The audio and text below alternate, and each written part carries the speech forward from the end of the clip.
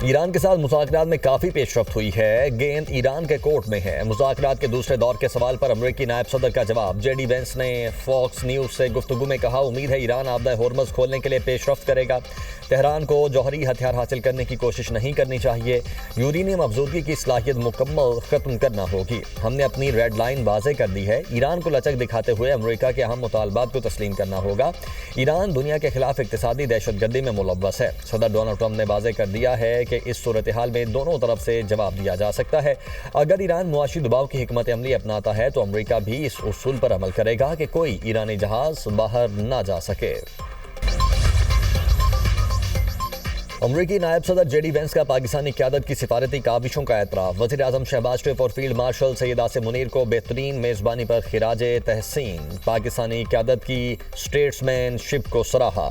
J D Venice کا کہنا ہے، پاکستان نے امریکہ اور ایران کے درمیان مذاکرات میں اہم کردار ادا کیا۔ خطے میں سفارتی استحکام کے لیے پاکستان کا مثبت کردار عالمی سطح پر تسلیم کیا گیا۔ P A F academy Risalpur میں graduation G D P 152 and allied courses کی پاسنگ آؤٹ پریڈ کی پروقار تقریب۔ Chief of naval staff admiral Naveed Ashraf کی تقریب میں بطور مہمان خصوصی شرکت۔ پریڈ کا معائنہ کیا۔ Air chief marshal Zaheer Ahmed Babar Sidhu بھی تقریب میں شریک ہوئے۔ نیول چیف نے خطاب کرتے ہوئے کہا، مار کے حق کے دوران ایئر فورسز نے خوب کارکردگی دکھائی۔ پاک فضائیہ نے سائبر اور الیکٹرانک وارفیئر میں بھی اپنی صلاحیتوں کا لوہا منوایا۔ پاک فضائیہ جدید ٹیکنالوجی سے لیس مضبوط فورس ہے۔ پاکستان کسی بھی جارحیت کا منہ توڑ جواب دینے کے لیے ہمہ وقت تیار ہے۔ تقریب میں نمایاں کارکردگی پر کیڈٹس کو اعزازی شمشیر اور دیگر اعزازات سے نوازا گیا۔ ایرانی سمندروں کا گھیراؤ، آبنہ ہورمز کی ناکہ بندی۔ امریکی صدر کی ناکہ بندی توڑنے پر جہاز تباہ کرنے کی دھمکی۔ ایران سے جوہری مواد واپس لینے کا اعلان۔ امریکی صدر ڈونلڈ ٹرمپ کا کہنا ہے، ایران ڈیل کے لیے بےتاب ہے۔ آج ہی متعلقہ افراد کی کال موصول ہوئی۔ ایران کو جوہری ہتھیار رکھنے کی اجازت نہیں دی جائے گی۔ مذاکرات میں بہت سی چیزوں پر اتفاق ہو گیا تھا، لیکن یورینیم کے معاملے پر اتفاق نہیں ہوا۔ یقین ہے ایرانی آخرکار راضی ہو جائیں گے۔ ایرانی آبنہ ہورمز میں تجارت نہیں کر پا رہے۔ امریکہ اس صورتحال کو بڑی آسانی سے برقرار رکھے گا۔ متعدد سامان اور تیل بردار بحری جہازوں نے آبنہ ہورمز کو عبور کیا۔ تیل بردار بحری جہاز امریکہ تیل لینے کے لیے آ رہے ہیں۔ اس وقت لڑائی نہیں ہو رہی۔ تنازع سے نمٹنے کے لیے ٹائم لائن میں کوئی تبدیلی نہیں ہوئی۔ امریکہ کی جانب سے ناکہ بندی کے باوجود چینی ٹینکر آبنہ ہورمز سے گزر گیا۔ خبر ایجنسی کے مطابق شپنگ ڈیٹا سے ظاہر ہوتا ہے کہ رچ اسٹاری نامی ٹینکر آج آبنہ ہورمز سے گزرا۔ یہ امریکی ناکہ بندی کے بعد خلیج سے نکلنے والا پہلا ٹینکر ہے۔ بین الاقوامی ٹریکنگ اداروں LSEG، میرین ٹریفک اور کپلر نے جہاز کے گزرنے کی تصدیق کی۔ امریکہ ٹینکر اور اس کی مالک کمپنی پر ایران سے کاروبار کے الزام میں پہلے ہی پابندیاں عائد کر چکا ہے۔ ایران کو ہتھیار فراہم کرنے کی رپورٹس مکمل طور پر بے بنیاد ہیں۔ چین کی وزارت خارجہ کے ترجمان گو جیاکون کی پریس بریفنگ کہا، امریکہ کی جانب سے ایرانی بندرگاہوں کی ناکہ بندی خطرناک اور غیر ذمہ دارانہ اقدام ہے۔ امریکی فوجی موجودگی میں اضافہ خطے میں کشیدگی کو مزید بڑھا دے گا۔ موجودہ صورتحال انتہائی نازک مرحلے میں داخل ہو چکی ہے۔ بحران کے حل کے لیے مکمل جنگ بندی ہی واحد مؤثر راستہ ہے۔ دوسری جانب چینی صدر شی جن پنگ کہتے ہیں، موجودہ عالمی نظام انتشار اور کمزور بین الاقوامی ڈھانچے کا شکار ہے۔ اسپین کے وزیر اعظم کی چینی صدر سے بیجنگ میں ملاقات۔ شی جن پنگ نے کہا، ممالک کا بین الاقوامی قانون کے ساتھ رویہ ان کی سوچ اور ذمہ داری کی عکاسی کرتا ہے۔ چینی صدر شی جن پنگ سے بیجنگ میں ابوظہبی کے ولی عہد خالد بن محمد بن زائد ال نہیان کی بھی ملاقات۔ چینی صدر نے کہا، دنیا اس وقت امن و جنگ اور اتحاد و تصادم کے اہم موڑ پر کھڑی ہے۔ موجودہ حالات میں ایک قریبی ہم آہنگی اور مشترکہ حکمت عملی ناگزیر ہو چکی۔ ایرانی بندرگاہوں کو خطرہ ہوا تو خطے میں کوئی بندرگاہ محفوظ نہیں رہے گی، ایران نے خبردار کر دیا۔ ایرانی فورسز کا کہنا ہے، فوجی جہاز آبنہ ہورمز کی طرف آئے تو سختی سے نمٹا جائے گا۔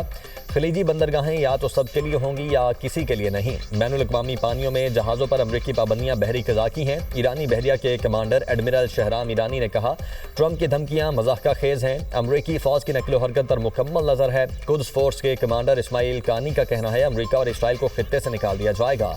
فوجی جہاز کی آمد سیز فائر توڑنا تصور ہوگی، جارحیت کا بھرپور جواب دیا جائے گا۔ ترجمان ایرانی وزارت خارجہ اسماعیل بقائی بولے، امریکی ناکہ بندی عالمی معیشت سے انتقام ہے۔ کیا غیر قانونی جنگ عالمی معیشت سے بدلہ لے کر جیتی جا سکتی ہے؟ ایران امریکہ مذاکرات کے دوسرے دور کے امکان پر عالمی مارکیٹ میں خام تیل کی قیمتیں گر گئیں۔ امریکی خام تیل $97 فی بیرل میں فروخت، برطانوی خام تیل کی قیمت $98 فی بیرل ہو گئی۔ ادھر پاکستان اسٹاک مارکیٹ میں مثبت رجحان، انڈیکس میں 4000 سے زائد پوائنٹس کا اضافہ، 100 انڈیکس 1,64,000 سے زائد پر ٹریڈ۔ ایشیائی مارکیٹس میں بھی تیزی، جاپان کے نکی انڈیکس میں 2.5% سے زائد کا اضافہ، تھائی لینڈ کے سیٹ انڈیکس میں بھی 1% کی تیزی، چین کے شنگھائی کمپوزٹ انڈیکس میں 0.55% کا اضافہ ریکارڈ، ہانگ کانگ کے ہینگ سینگ انڈیکس میں 0.43% کی تیزی، ملائیشیا کے فٹسی برسا انڈیکس میں بھی معمولی اضافہ دیکھنے میں آیا۔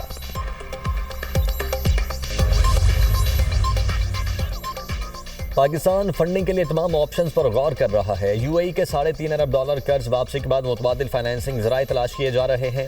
وزیر خزانہ محمد اورنگزیب کا عالمی خبر رساں ادارے رائٹرز کو انٹرویو، سعودی عرب سمیت دوست ممالک سے ممکنہ قرض پر بھی بات چیت کا عندیہ۔ وزیر خزانہ نے کہا یورو بانڈ، اسلامی سکوک اور کمرشل قرضوں کے اجراء پر غور جاری ہے۔ رواں سال یورو بانڈز جاری کرنے کی تیاری میں مصروف ہیں۔ زر مبادلہ ذخائر اس وقت تقریباً 2.8 ماہ کی درآمدات کے برابر ہیں۔ مشرق وسطیٰ جنگ جاری رہی تو IMF پروگرام پر نظر ثانی ممکن ہے۔ جلد IMF سے تقریباً $1.3 ارب کی قسط ملنے کی توقع ہے۔ بیرونی حالات کے باوجود معیشت کو سنبھالنے کی صلاحیت موجود ہے۔ وزیر خزانہ کی واشنگٹن میں عالمی مالیاتی اداروں اور مختلف ممالک کے حکام سے ملاقاتیں۔ IMF کے ڈائریکٹر جہاد ظہور سے ملاقات میں معاشی صورتحال پر تبادلہ خیال۔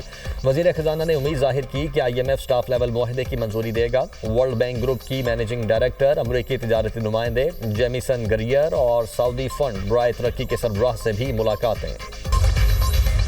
HBL PSL season 11 Peshawar Zalmi کی پوائنٹس ٹیبل پر پہلی پوزیشن برقرار۔ پشاور زلمی نے ملتان سلطانز کو 24 رنز سے شکست دے دی۔ 197 رنز کے ہدف کے تعاقب میں ملتان سلطانز کی ٹیم 172 رنز بنا سکی۔ ایونٹ میں آج آرام کا دن، کل کوئٹہ گلیڈیٹرز اور پشاور زلمی کے درمیان میچ کھیلا جائے گا۔ بانی PTI سے آج وکلا کی ملاقات کا دن، ملاقات کے لیے وکیل اویس یونس چودھری نے فہرست جیل حکام کو جمع کروا دی۔ فہرست میں بیرسٹر گوہر اور انتظار پنجوتا کا نام شامل، نیاز اللہ نیازی، سہیل گردیزی، سید باسط علی شاہ، غلام مصطفیٰ بلوچ ایڈوکیٹ کا نام بھی شامل۔ بانی PTI کی فیملی کے ارکان بھی اڈیالہ جیل جائیں گے۔ ملک بھر میں بارشوں کے نئے اسپیل کا الرٹ جاری، 16 سے 19 اپریل تک گرج چمک کے ساتھ بارشوں کی پیش گوئی۔ پنجاب، خیبر پختونخوا، بلوچستان، سندھ اور آزاد کشمیر سمیت گلگت بلتستان کے مختلف شہروں میں بادل برسیں گے۔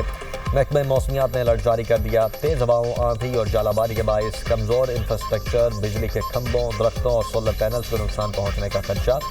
بالائی علاقوں میں موسلادھار بارش کے باعث ندی نالوں میں طغیان، نشیبی علاقوں میں اربن فلڈنگ کا خطرہ، کسانوں کو فصلوں کی حفاظت کے لیے پیشگی اقدامات کرنے کی ہدایت، شہریوں کو غیر ضروری سفر سے گریز اور احتیاطی تدابیر اختیار کرنے کی ہدایت۔